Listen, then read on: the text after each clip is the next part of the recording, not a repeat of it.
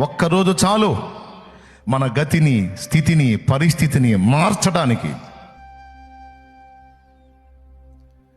ప్రతి ఉషోదయం, ప్రతి శుభోదయం ఆ ఆశని, ఆ విశ్వాసాన్ని, ఆ నిరీక్షణని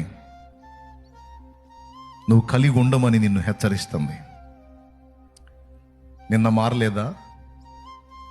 మొన్న మారలేదా? ఈరోజు కూడా మారలేదా? అట్లయితే రేపు ఉంది, ఎల్లుండి ఉంది, ఆ తర్వాతి రోజు ఉంది. సింపుల్గా ఒక మాటలో చెప్పాలంటే, నీ విషయమై దేవుడు ఖచ్చితంగా జోక్యం చేసుకునే ఒక రోజు ఉందే.